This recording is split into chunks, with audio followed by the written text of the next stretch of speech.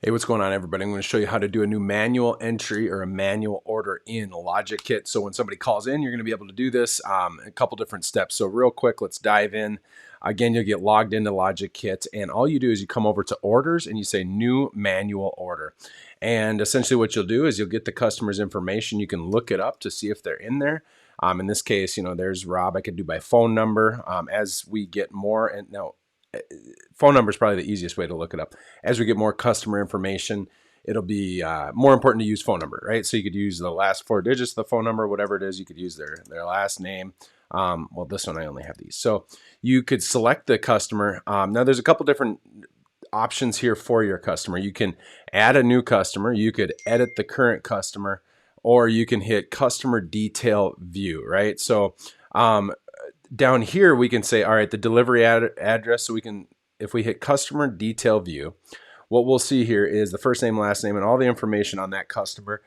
We can go in and reset their passwords. We can see how much they've purchased down at the bottom, add their medical card information, their IDs, everything, right? So that's the detail view. If you hit this customer detail view, that pulls it up. We can also edit the customer. So let's just say we didn't have all their information. We can change that and hit update. And then once we have that, you can hit, so you have the customer information. And then down here, we're not going to be doing in-store pickup, but down here, what's the delivery address? And what you could do is you could hit the customer detail report and be like, all right, so you're at Figaro. This is the Staples Center, by the way.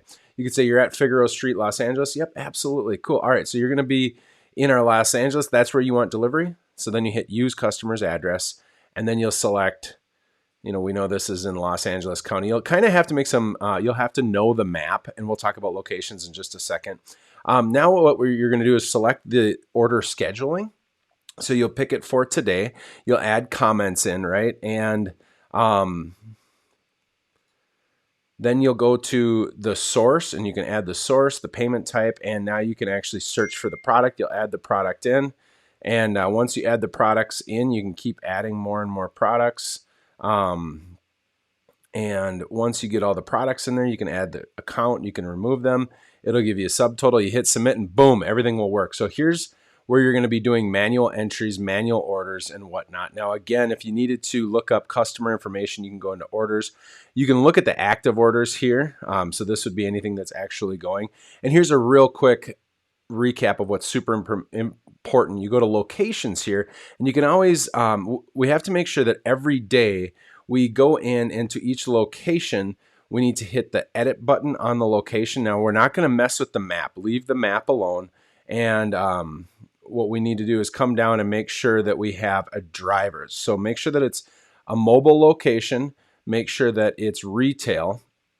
And then you'll come down here. We don't add addresses or anything like that.